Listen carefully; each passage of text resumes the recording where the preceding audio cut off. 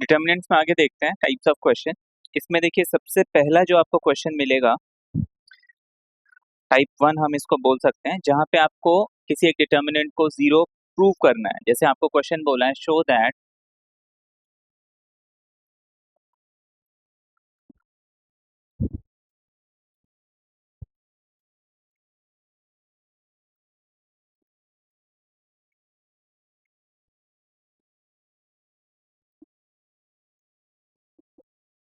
ये आपको प्रूव करना है ना। ये आपको कोई भी एक डिटर्मिनेंट दिया हुआ है और आपको बोला है इसे जीरो प्रूव करो।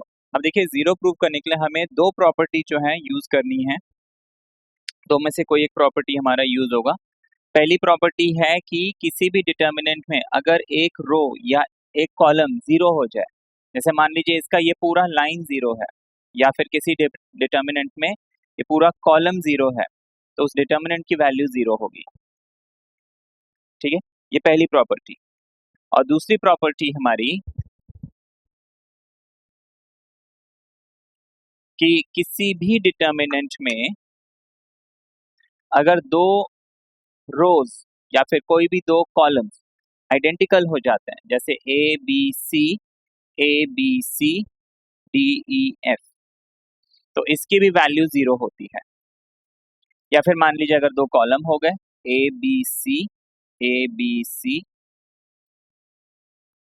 तो इसकी भी वैल्यू जीरो हो जाती है। तो ये प्रॉपर्टी जो है हमें खास ध्यान रखनी है। बाकी प्रॉपर्टीज तो हमें ध्यान रखना ही है, जैसे हम कोई भी चीज कॉमन ले सकते हैं, किसी भी रो को किसी भी रो में ऐड कर सकते हैं, किसी भी रो के मल्टीपल को किसी भी रो या रो में ऐड कर सकते हैं, कॉलम में भी हम वैसा कर सकते हैं। तो अब हम इस क्वेश्चन को कैसे प्रूव करेंगे वो देखते हैं।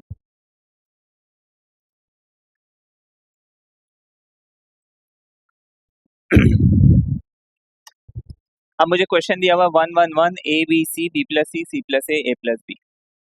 अब देखिए कॉमन लेने के लिए, जैसे अगर मान लीजिए ये ए हो गया, अब यहाँ पे तो मैं कॉमन ले सकता हूँ क्योंकि ये सारे के सारे ए है ना। या फिर मान लीजिए ये ए प्लस के है, ए प्लस के है, ये भी ए प्लस के है, तो भी मैं इस सब से ए प्लस के कॉमन ले सकता हूँ। तो मुझे क्या करना है, किसी एक कॉलम में किसी दूसरे कॉलम को या किसी एक रो में किसी दूसरे रो को ऐड करके मैं एक जैसी चीज ला सकता हूँ। तो यहाँ पे अगर हम थोड़ा सा ध्यान से देखें तो देखिए A B C A B C A B C, तो मैं क्या कर सकता हूँ, या तो थर्ड कॉलम में सेकंड कॉलम को ऐड करूं या फिर सेकंड कॉलम में थर्ड कॉलम को ऐड करूं। तो मैंने क्या किया, सबसे पहले तो इस क्वेश्चन को लिखा, उसके बाद ऑपरेशन मैंने लिखा कॉलम 3 में कॉलम 3 प्लस कॉलम 2। तो हमारा फर्स्ट कॉलम तो एज इट इज रहेगा, कॉलम 2 में भी मैंने कोई ऑपरेशन नहीं किया है तो एज इट इज रहेगा। थर्ड कॉलम में सेकंड कॉलम ऐड हो जाएगा, तो इस बी प्लस सी में ए ऐड हो जाएगा, सी प्लस ए में बी ऐड हो जाएगा और ए प्लस बी में सी ऐड हो जाएगा। अब देखिए ए प्लस बी प्लस सी, ये भी ए प्लस बी प्लस सी, मैं इनका ऑर्डर चेंज करके लिखूं कोई फर्क तो पड़ता नहीं है, तो मैं इसको ए प्लस बी प्लस सी लिख सकता हूँ। इसमें भी मैं ऑर्डर चेंज करके ए प्लस बी प्लस सी अगर लिखूं कोई फर्क नहीं पड़ना, आंसर मुझे वही मिलना है। अब मैंने ये जो ऑपरेशन किया, मुझे ये जो पूरा कॉलम है इसमें एक ही जैसी टर्म मिल रही है, तो हम नेक्स्ट स्टेप लिखेंगे taking a plus B plus C common.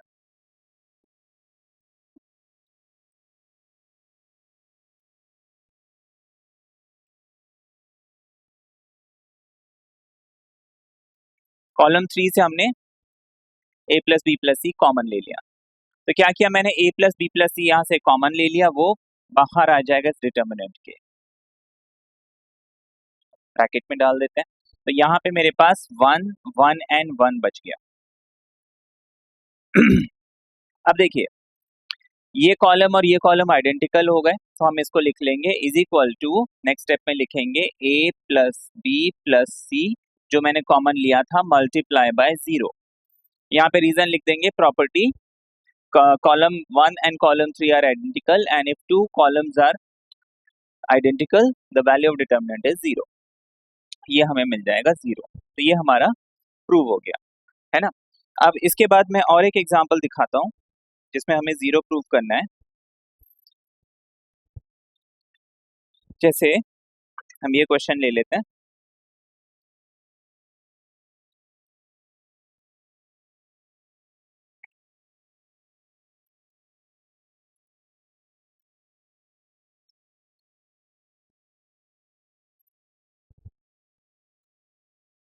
अब मैं पूरा क्वेश्चन नहीं लिखूंगा, जस्ट उसका जो डिटर्मिनेंट फॉर्म है वो लिखूंगा. अंडरस्टूड है कि हमें प्रूव करना है. आपको बोला है 1 1 1 BC CA AB, फिर है हमारे पास A B plus C B C plus A और C A plus B is equal to 0. ये हमें प्रूव करना है. ठीक है. अब इसको हम कैसे प्रूव करेंगे? तो सबसे पहले हम क्या करते हैं, लेफ्ट हैंड साइड ले लेते हैं, है ना. ये 0 वाला टर्म में हटा देता हूँ. इसका सोल्यूशन हम ऐसे करेंगे कि मैंने लेफ्ट हैंड साइड लिया, इसके बाद अभी कुछ कॉमन तो आ नहीं रहा है ना. हम प्रॉपर्टी हम ध्यान रखेंगे कि मुझे सबसे ज्यादा प्रॉपर्टीज हमारी यूज होनी है. एक तो कॉमन लेने वाली, तो कॉमन तो अभी कुछ नहीं आ रहा है ना. कॉमन लेके फिर कैसे भी हमें दो रोज या दो कॉलम्स को आइडेंटिकल बनाना है ना, या फिर एक पूरी रो या एक पूरे कॉलम को 0 बनाना है. तो अब कॉमन कुछ नहीं आ रहा है, तो मैं क्या करता हूँ, ये जो पोर्शन है इसको सिंप्लीफाई करके देख लेता हूँ. तो ये हो जाएगा 1 1 and 1 BC CA AB AB plus AC, bracket open करेंगे, A into B AB, A into C AC, BC और BA और CA and BC, CA into CB BC, कुछ भी लिखो कोई फर्क नहीं पड़ता. अब देखिए, अगर इस कॉलम 2 और कॉलम 3 को हम ऐड करते हैं तो मेरे पास एक पैटर्न बन रहा है ना. हमें हमेशा ऐसा पैटर्न ढूंढना होता है, AB BC AC AB BC AC. Order matter नहीं करता. देखिए AC लिखो या CA लिखो एक ही बात है, ठीक है. अच्छा, यहाँ पे भी AB BC AC. तो हम क्या करते हैं, कॉलम 2 और कॉलम 3 को ऐड कर देते हैं. अब किसको किस में ऐड करें ये मेरी मर्जी है. मैं कॉलम 2 में 3 को ऐड करूं या 3 में 2 को ऐड करूं, कोई फर्क नहीं पड़ता. तो हम ऑपरेशन लिख लेंगे, कॉलम 2 में हमने कॉलम 2 प्लस कॉलम 3 किया. तो नेक्स्ट स्टेप में ये हो जाएगा 1 1 and 1, ये हो जाएगा BC plus AB plus AC, जिसको हम AB plus BC plus CA हम अरेंज करके लिख सकते हैं.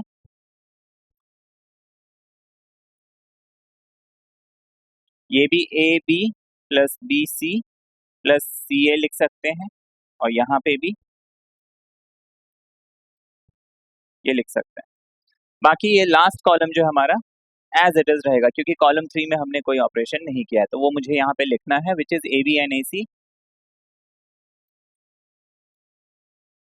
यहाँ पे हमारे पास, मैं थोड़ा सा नीचे लिख लेता हूँ, BC एंड AB और CA एंड BC, ये मिल गया. इसके बाद हम क्या करेंगे, कॉमन ले लेंगे.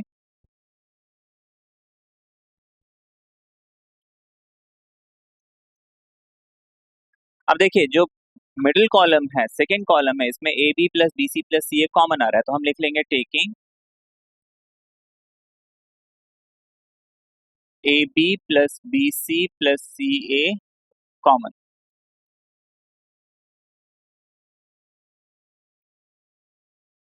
सेकेंड कॉलम, तो हमने AB plus BC plus CA common ले लिया. फर्स्ट लाइन हमारा हो गया 1 1 and 1.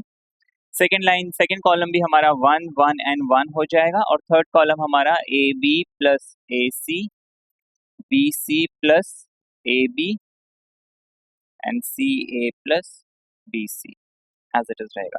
अब हम रीजन लिखेंगे, since column 2 and column 3 are identical, sorry column 1 and column 2, since हम सिंबल भी यूज कर सकते हैं, column 1 and column 2 are therefore determinant is zero. जो डिटर्मिनेंट है वो क्या हो जाएगा, जीरो हो जाएगा। देयरफॉर इसकी वैल्यू मुझे कितनी मिलेगी, A B plus B C plus C A into zero which is zero. यही हमें प्रूव करना था, है ना। तो ये हमने देखा, और एग्जाम्पल हम इसमें देख लेते हैं जिसमें मुझे जीरो प्रूव करना है। एक और एग्जाम्पल लेते हैं, मान लीजिए आपको ये दिया हुआ है,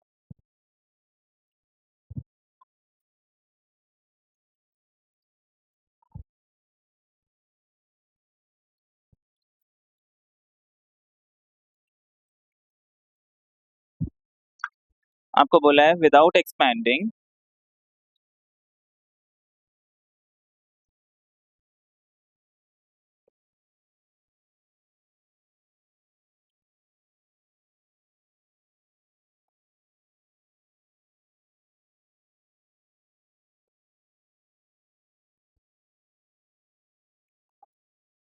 ठीक है, आपको बोला विदाउट एक्सपैंडिंग प्रूव कि ये जो है जीरो है। अच्छा, एग्जाम में ये क्वेश्चन अगर हमें मिलता है, अब देखिए अगर मैं इसको एक्सपैंड करता तो भी मुझे इसका जीरो मिल जाता, इसका वैल्यू जो है जीरो मिलता, लेकिन एग्जाम में ये क्वेश्चन हमें अगर मिलता है तो हमें बिना एक्सपैंड किए प्रॉपर्टीज ऑफ डिटर्मिनेंट यूज करके ही इसे जीरो प्रूव करना है, एक्सपैंड करके जीरो प्रूव नहीं करना है। ये अंडरस्टूड है बाय डिफॉल्ट कि मुझे प्रॉपर्टीज लगा के ही जीरो प्रूव करना है, ठीक है, क्योंकि आप वैसे भी अगर इसे सॉल्व करेंगे जीरो आएगा, डिटर्मिनेंट अगर हम सॉल्व कर लेते हैं, लेकिन वो हमें यहाँ पे नहीं करना है, इस बात का हम खास ध्यान रखेंगे।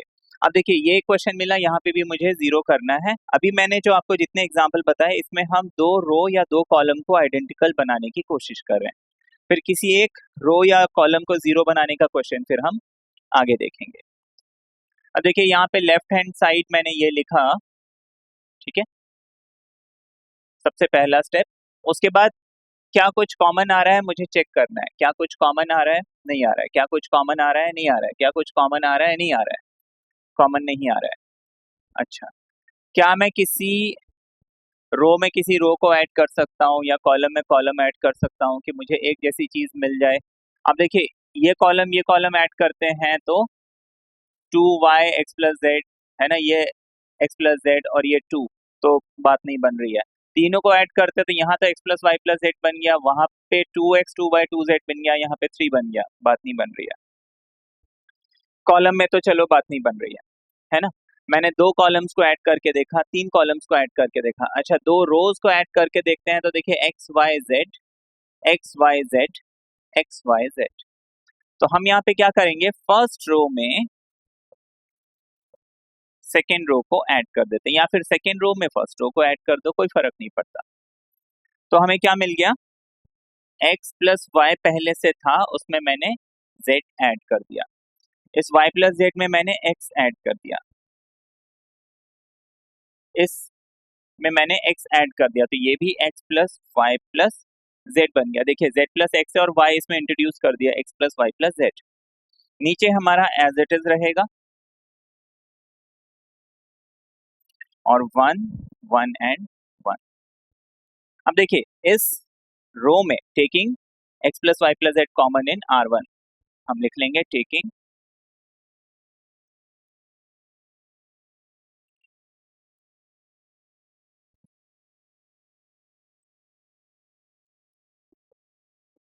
ठीक है ना, इन फर्स्ट रो हमारे पास x+y+z मिल जाएगा और डिटर्मिनेंट हमारे पास बचेगा, यहाँ पे कॉमन ले लिया x+y+z तो 1 बचा, यहाँ पे भी 1 बचा और तीसरा भी 1 बचा। नीचे हमारे पास zxy बच गया और नीचे हमारे पास 1 1 1 बच गया। अब देखिए इसमें फर्स्ट रो और थर्ड रो सेम है, हम लिखेंगे since first row and third row are identical, therefore determinant is zero, है ना। तो डिटर्मिनेंट हमें जीरो मिल जाएगा, तो zero into X plus Y plus Z वापस हमें जीरो मिलेगा, ये हमारा प्रूव हो जाएगा। ठीक है, ये हमने क्वेश्चन देखा। अभी और हम इसमें एग्जाम्पल्स देखते हैं।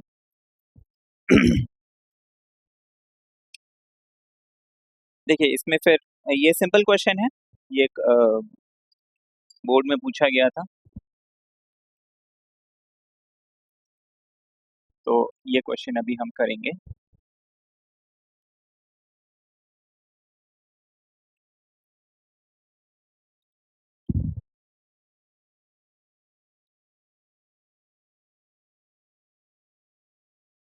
आपको क्वेश्चन दिया हुआ है, आपको यहाँ पे जीरो प्रूव करने के बजाय बोला है फाइंड द वैल्यू ऑफ,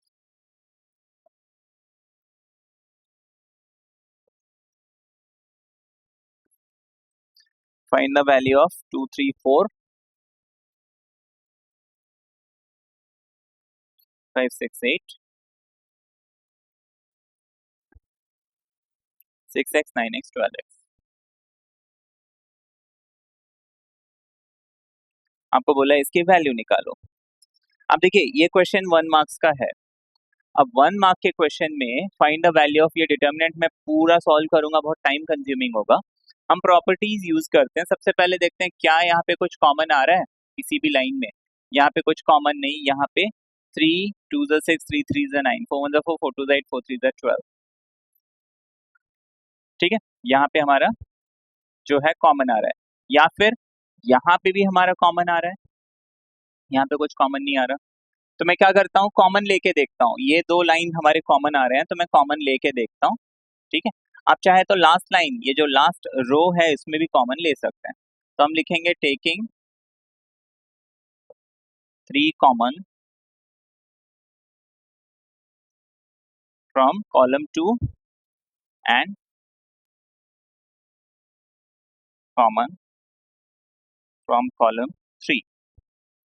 अब देखिए first line as it is 2 5 and 6x, यहाँ पे मैंने 3 कॉमन लिया तो ये 3 बाहर आ गया, 3 बाहर आ गया, 3 1 3 3 2 6 3 3 9 x आ जाएगा इनटू, यहाँ पे 4 कॉमन लिया तो वो 4 मैंने यहाँ पे लिख दिया, 4 1 4 4 2 8 4 3 12।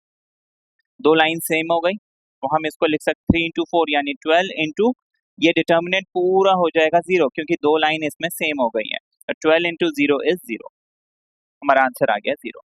या फिर हम ऐसा भी कर सकते थे कि हम यहाँ पे जैसे हमारा जो थर्ड रो है R3 उसमें भी कॉमन आ रहा है, हम अगर उसमें भी कॉमन लेते तो देखिए क्या होता। हमने लिखा है यहाँ पे देखिए 3 कॉमन आ रहा है, 3x कॉमन आ रहा है, तो हम लिखेंगे taking 3x from third row. ठीक है ना, इस तीसरे लाइन से हमने 3x कॉमन ले लिया। अब देखिए फर्स्ट लाइन तो एज इट इज रहेगा, second line as it is रहेगा, third line 3x into 2 is 6x, 3x into 3 is 9x, 3x into 4 is 12x। Again ये फर्स्ट रो और थर्ड रो आइडेंटिकल हो गए, देयरफॉर ये डिटर्मिनेंट कितना हो जाएगा 3x into zero and that is zero. ये हमारा आंसर आ गया। तो देखिए कैसे भी हम कर रहे हैं हमें जीरो मिल रहा है। ठीक है, ये कॉन्सेप्ट क्लियर हो गया। हमें किसी भी रूल ध्यान रखना है, हम पहले देखेंगे कुछ कॉमन आ रहा है क्या, अगर कॉमन नहीं आ रहा है तो क्या हम किसी रो या किसी कॉलम को किसी रो या कॉलम में ऐड कर सकते हैं। ऐड करने के बाद क्या अब हमें दो रो या दो कॉलम आइडेंटिकल मिल रहे हैं, तो हमें ये चीजों का ध्यान रखना है और हमारा क्वेश्चन जो है बड़ी इजीली सॉल्व हो जाएगा। ठीक है, ये क्लियर है। अच्छा अब इसमें एक एग्जाम्पल और देख लेते हैं।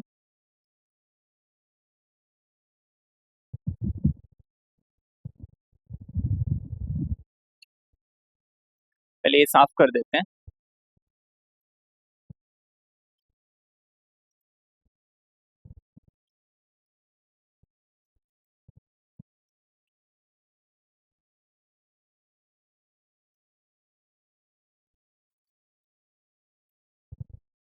अब देखिए हमें क्वेश्चन दिया हुआ है, ये थोड़ा सा डिफरेंट है, B square C square C square A square A square and B square. फिर B C C A B B plus C plus A plus B. आपको बोला without expanding prove that this determinant is zero.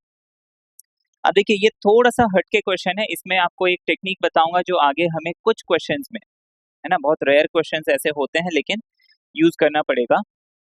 देखिए किसी भी रो में कुछ common नहीं आ रहा, किसी भी कॉलम में कुछ कॉमन नहीं आ रहा, किसी रो को किसी रो में ऐड करें या किसी रो को किसी कॉलम को किसी कॉलम में ऐड करें तो भी हमारी बात नहीं बन रही है ना, कुछ कॉमन नहीं आ पा रहा या दो लाइन आइडेंटिकल नहीं हो पा रहे हैं। ऐसे सिचुएशन में हम क्या करते हैं कि एक टेक्निक है जो हम अप्लाई करते हैं, कुछ ही क्वेश्चन में यूज होता है। जैसे देखिए यहाँ पे BC है, यहाँ BC है, यहाँ BC है, A मिसिंग है, यहाँ पे CA यहाँ पे B मिसिंग है, AB यहाँ पे C मिसिंग है ना। तो हम एक काम करते हैं कि जो मिसिंग है हम उसको इंट्रोड्यूस करते हैं, कैसे, मल्टीप्लाई करके। तो हम लिखेंगे R1 में A इंटू R1 मल्टीप्लाई किया हमने, R2 में B into R2 and R3 में C इंटू R3।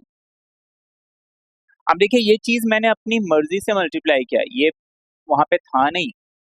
अब एक नंबर 5 है, मैं इसमें अगर A मल्टीप्लाई कर रहा हूँ तो ऑब्वियस सी बात है मुझे A डिवाइड भी करना पड़ेगा ताकि उसकी वैल्यू चेंज ना हो। तो इस डिटर्मिनेंट में भी मैंने ABC मल्टीप्लाई किया है तो मुझे उसको डिवाइड भी करना पड़ेगा, अदरवाइज इसकी वैल्यू चेंज हो जाएगी। तो हमने क्या किया, सब में मल्टीप्लाई कर दिया। तो हम लिखेंगे 1/ABC, ताकि देखो मैंने यहाँ A मल्टीप्लाई किया, बाहर A से डिवाइड कर दिया। सेकेंड लाइन में B से मल्टीप्लाई करूंगा, बाहर B से डिवाइड कर दिया। थर्ड लाइन में मैं C से मल्टीप्लाई करूंगा तो मैंने C से डिवाइड कर दिया। तो बेसिकली उसकी वैल्यू चेंज नहीं होगी। अब फर्स्ट लाइन में A आ गया, AB स्क्वायर C स्क्वायर, ये हो जाएगा हमारा ABC, ये हो जाएगा AB प्लस AC, ये हो जाएगा BC स्क्वायर A स्क्वायर, ये हो जाएगा BCA या फिर ABC लिखो कोई फर्क नहीं पड़ता, ये हो जाएगा BC प्लस AB। थर्ड में हमने C से मल्टीप्लाई किया तो ये हो जाएगा C A square B square, ABC हो गया ये, और ये भी AC प्लस BC। ये ऑपरेशन हमने किया। अब ध्यान रखना मैंने रो में A मल्टीप्लाई किया, लेकिन जब मैं कॉमन लूंगा ना मैं कॉलम से लूंगा। अगर मैं कॉलम में मल्टीप्लाई कर रहा हूं तो रो से कॉमन लेना है।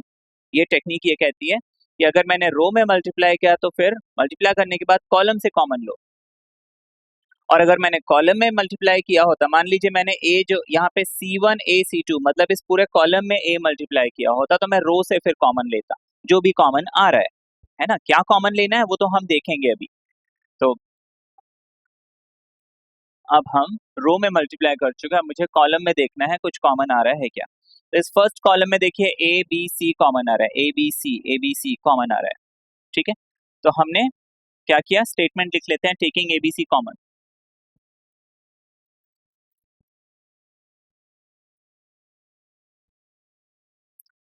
तो कॉलम 1 से भी कॉमन आ रहा है, कॉलम 2 से भी कॉमन आ रहा है, तो हम लिखेंगे common from column 1 and column 2। यहाँ पे मैंने ABC कॉमन ले लिया, ABC कॉमन ले लिया, बाहर आ गया, एक और ABC कॉमन लिया, वो भी बाहर आ गया। या हम स्टेप वाइज करते हैं, नीचे ABC है ही, मैंने यहाँ से ABC कॉमन ले लिया, वो बाहर आ गया। अब देखिए A कॉमन ले लिया, B कॉमन ले लिया, C कॉमन ले लिया, सिर्फ BC बचा। A कॉमन ले लिया, B कॉमन ले लिया, C कॉमन ले लिया, सिर्फ AC बचा। ABC कॉमन लिया, यहाँ पे AB बच जाएगा, है ना, क्योंकि देखिए C एक ही है, कॉमन आ गया, A 2 है तो एक कॉमन आ गया, एक बचा, B कॉमन आ गया, एक रह गया, एक बच गया, एक चला गया, एक बच गया। यहाँ पे मैंने ABC कॉमन ले लिया, वो भी बाहर आ जाएगा। तो यहाँ पे सिर्फ 1 1 1 बचेगा। ये हो जाएगा A B A C B C A B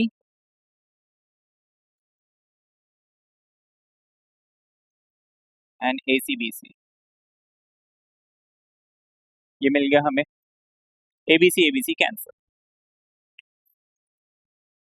तो ये टेक्निक आप ध्यान रखेंगे कि मैं हमेशा ऐसी जो मिसिंग है उसको मल्टीप्लाई करूंगा, और अगर मैं रो में मल्टीप्लाई कर रहा हूं तो कॉमन मुझे कॉलम से लेना है, कॉलम में मल्टीप्लाई कर रहा हूं तो कॉमन मुझे रो से लेना है। अब देखिए बड़ी इजीली ये सॉल्व हो जाएगा। अब इस टाइप का क्वेश्चन तो हम ऑलरेडी कर चुके हैं, हम कॉलम 1 को कॉलम 3 में ऐड कर देते हैं। कॉलम 3 में हमने क्या किया, कॉलम 3 प्लस कॉलम 1 कर दिया। ये हो जाएगा B C C A B 1 1 1, ये हो जाएगा A B B C C ए,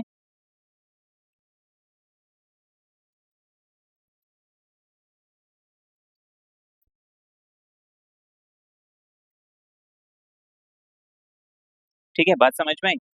मैंने इस फर्स्ट लाइन को थर्ड लाइन में ऐड कर दिया, ये आ गया। अब इसमें A plus B plus C, A B plus B C plus C A common आ जाएगा, तो हम स्टेटमेंट लिख लेंगे टेकिंग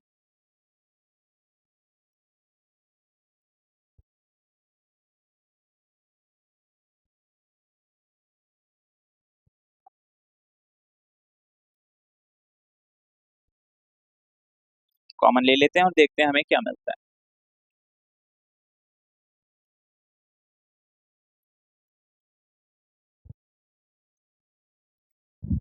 तो हमें बाहर मिल गया ए बी सी, साथ में A B plus B C plus C A, B C C A B 1 1 and 1, और यहाँ पे भी 1 1 एंड 1, क्योंकि मैं यहाँ से A B B C C A common ले चुका हूँ। दो लाइंस आइडेंटिकल हो गई, हम रीजनिंग लिख देंगे since two columns are identical, symbol use कर लेते हैं सिंस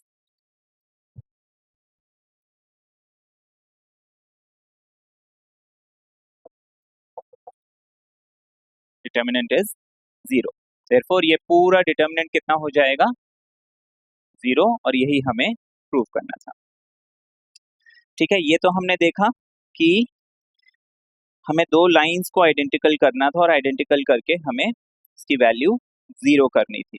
इसी में हम अब टाइप 2 क्वेश्चन देखेंगे, जहां पे हमें पूरे एक रो या पूरे एक कॉलम को 0 बनाना होता है। पहले मैं ये साफ कर देता हूं।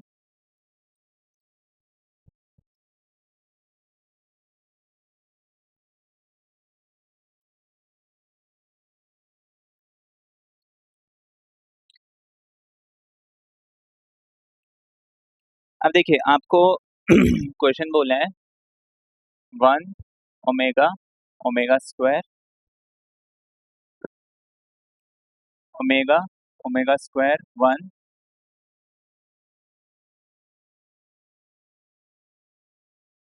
इज इक्वल टू 0, ये प्रूव करना है। अब इसको प्रूव करने के लिए हम क्या करेंगे, यहाँ पे हम वो दूसरा रूल यूज करेंगे। पहले तो अभी तक हमने जितने क्वेश्चन देखे उसमें हमने क्या किया, दो कॉलम्स को या दो रोज को आइडेंटिकल बनाया, और हमने बोला प्रॉपर्टी कहती है कि अगर दो लाइन सेम है तो डिटर्मिनेंट की वैल्यू 0 है। यहाँ पे हम क्या करेंगे, पूरे एक लाइन को 0 कर देंगे और फिर बोलेंगे सिंस ये पर्टिकुलर रो या कॉलम 0 है देयरफॉर पूरा डिटर्मिनेंट 0 होगा। कैसे, यहाँ पे मुझे मालूम होना चाहिए जो ओमेगा है ये कॉम्प्लेक्स क्यूब रूट ऑफ 1 है, और हम इसकी एक प्रॉपर्टी होती है 1 प्लस ओमेगा स्क्वायर इज 0, ये हमें ध्यान रखना है। 1 प्लस ओमेगा स्क्वायर इज 0। अब हम क्या कर सकते हैं, या तो फर्स्ट रो में सेकेंड रो और थर्ड रो ऐड कर देते हैं, तो मुझे क्या मिल जाएगा 1 प्लस ओमेगा स्क्वायर, यहाँ पे ओमेगा स्क्वायर और 1, और यहाँ पे मिल जाएगा ओमेगा स्क्वायर 1 एंड ओमेगा। नीचे वाली लाइन और तीसरी लाइन जो है एज इट इज रहेगी, क्योंकि मैंने सिर्फ R1 में ऑपरेशन किया है, R2 और R3 में कुछ नहीं किया है।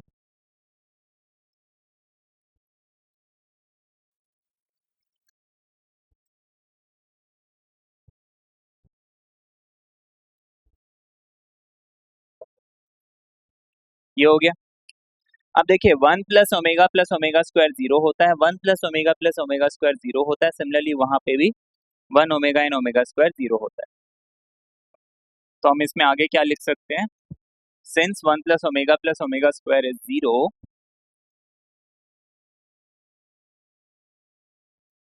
सिंस, तो ये determinant, therefore determinant is equal to, ये फर्स्ट 0, ये भी 0, ये भी 0, हमें मिल जाएगा ओमेगा, ω² 1, ω² 1 ओमेगा। अब देखिए सिंस R1 इज 0,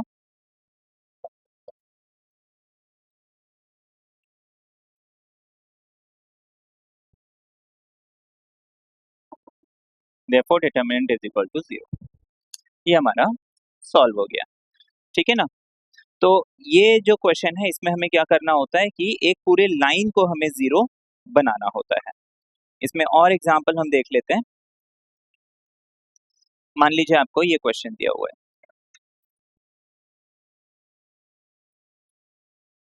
पहले ये रफ कर देता हूँ।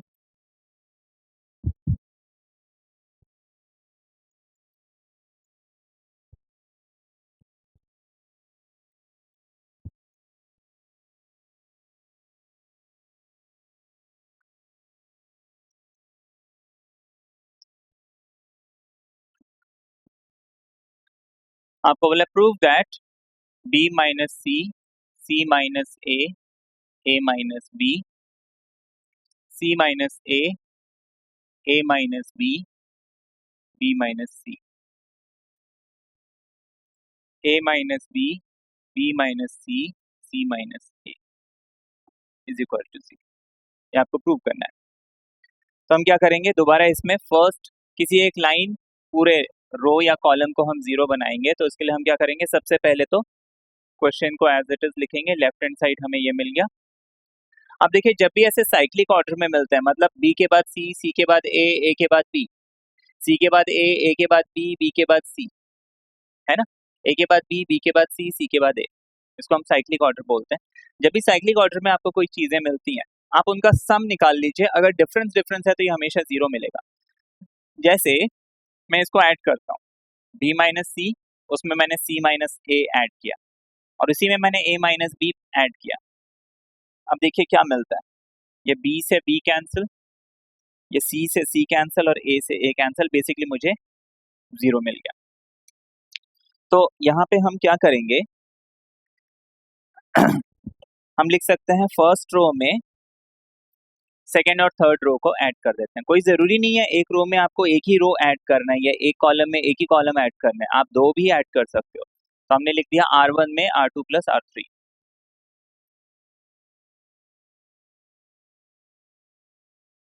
जिस रो में ऑपरेशन कर रहे हैं उस रो को भी लिखना जरूरी है। जिस कॉलम में ऑपरेशन कर रहे हैं उस कॉलम को सबसे पहले लिखेंगे, उसके बाद फिर बाकी जो भी हम कर रहे हैं वो लिखेंगे।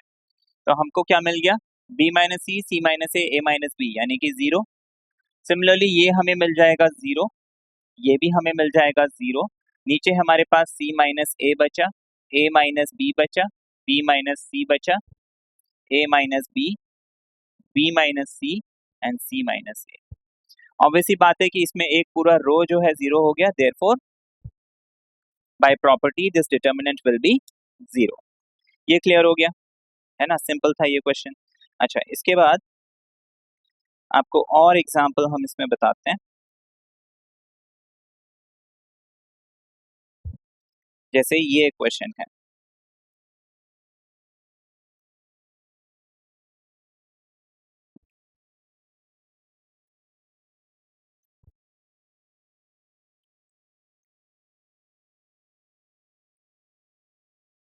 अब देखिए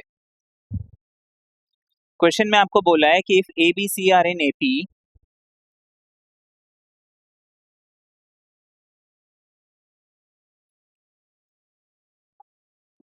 एपी मतलब अरिथमेटिक प्रोग्रेशन।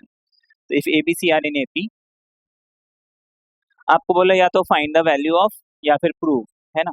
अभी जैसे यहाँ पे फाइंड द वैल्यू ऑफ बोला है 2y + 4, 3y + 5 एंड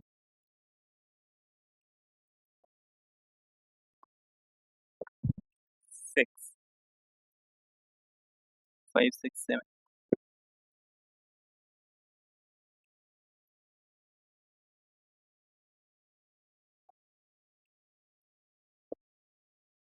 सॉरी 7 8 9।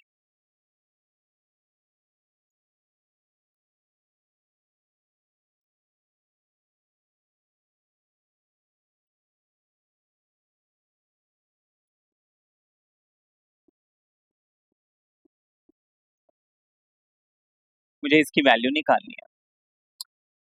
अब इस क्वेश्चन में ये थोड़ा सा हट के क्वेश्चन हो गया। अब देखिए यहाँ पे मुझे क्या बोला है, A B C are in AP. अब मुझे मालूम होना चाहिए if A B C are in AP यानी अरिथमेटिक प्रोग्रेशन, एक प्रॉपर्टी होती है जो कहता है कि अगर ये तीन नंबर्स एपी में है तो ये जो बीच वाला नंबर है हम इसको बोलते हैं मीन, और ये दोनों हो गए एक्सट्रीम। तो एक्सट्रीम का सम जो है मीन का डबल होता है, यानी a plus C equals to 2b। ये प्रॉपर्टी है, ठीक है ना।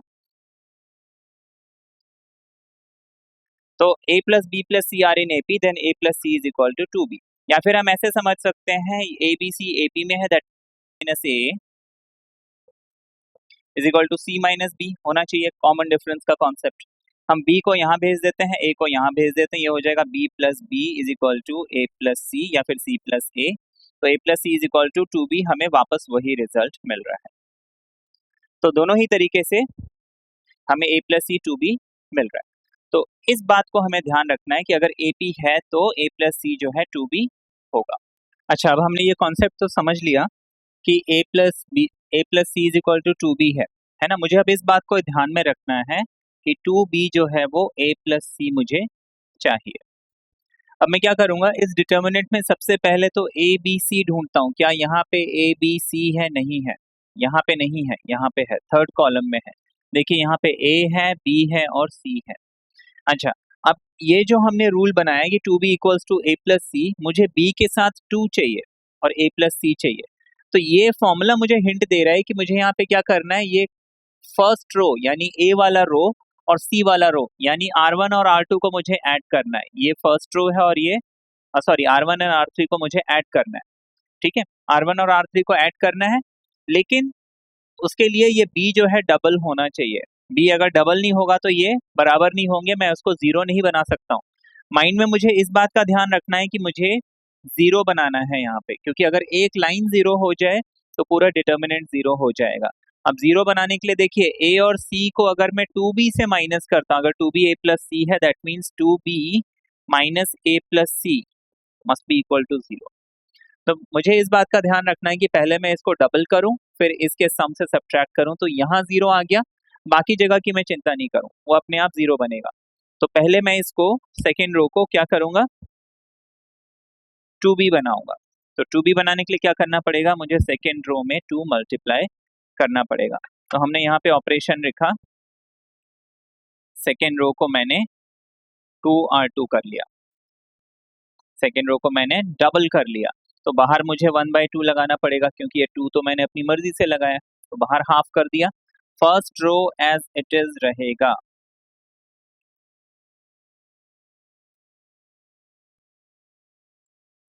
सेकेंड रो डबल हो जाएगा। 2 3s are 6 and 2 5s are 10, 2 6s are 12 and 2 8s are 16, 2 9s are 18 और 2b।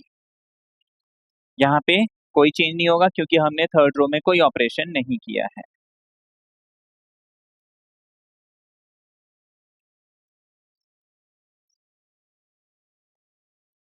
ये मिल गया। अच्छा, अब मैंने डबल तो कर दिया, इसके बाद मुझे क्या करना है, जैसा हमने समझा था, अब ये फर्स्ट रो और थर्ड रो के सम को इससे सब्ट्रैक्ट करना है। तो पहले मैं क्या करूंगा, R1, पहले मैं इसको साफ कर देता हूं।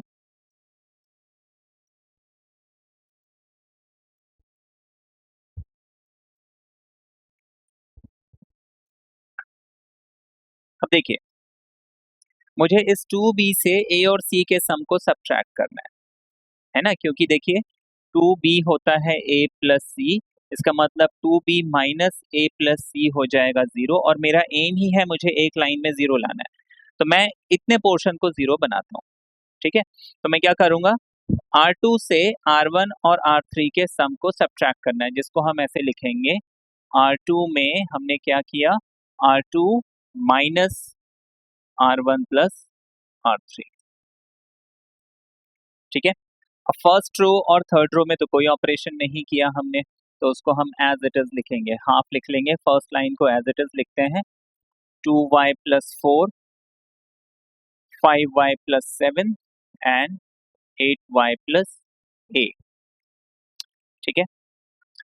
अच्छा, थर्ड रो को भी हम कोई चेंज नहीं करेंगे, तो हम थर्ड रो पहले लिख लेते हैं, सेकेंड रो को हम बाद में लिखेंगे। अब देखिए, थर्ड रो मैंने लिख लिया, 4y प्लस 6, 7y प्लस 9 और 10y प्लस c। अब मुझे क्या करना है, R2 में R1 और R3 का सम सब्ट्रैक्ट करना है, तो सबसे पहले मैं R2 लिख लेता हूँ, 6y प्लस 10, अभी इसमें सब्ट्रैक्ट होना वो पोर्शन मैंने लिखा नहीं है। अच्छा, ये जो 12y प्लस 16 है, सब्ट्रैक्ट वाला पोर्शन मैंने अभी लिखा नहीं है, और 18y थोड़ा सा आगे लिख लेता हूँ, सब्ट्रैक्ट होने वाला पोर्शन मैंने अभी लिखा नहीं है। अब देखिए, मुझे करना क्या है, इसमें से फर्स्ट और थर्ड के सम को सब्ट्रैक्ट करना है। सबसे पहले मैं फर्स्ट और थर्ड का सम निकालता हूँ। देखिए, 2y प्लस 4y हो गया 6y, मैं माइनस लिखूंगा, ब्रैकेट में लिखूंगा, 2y plus 4y is 6y, 4 plus 6 is 10, 7 and 5 is 12, bracket डाल देता हूँ, 7 और 5 हो गया 12, और 7 एंड 9 16। अच्छा, 8y and 10y is 18y, मैं इसके आगे माइनस लिखूंगा, यहाँ ब्रैकेट डाल दूंगा, 18y और a प्लस सी, ये हमें डिटर्मिनेंट मिल गया, ठीक है।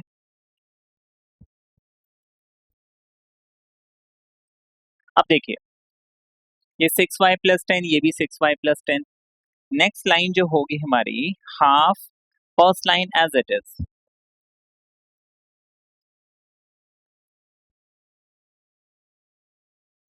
थर्ड लाइन भी एज इट इज,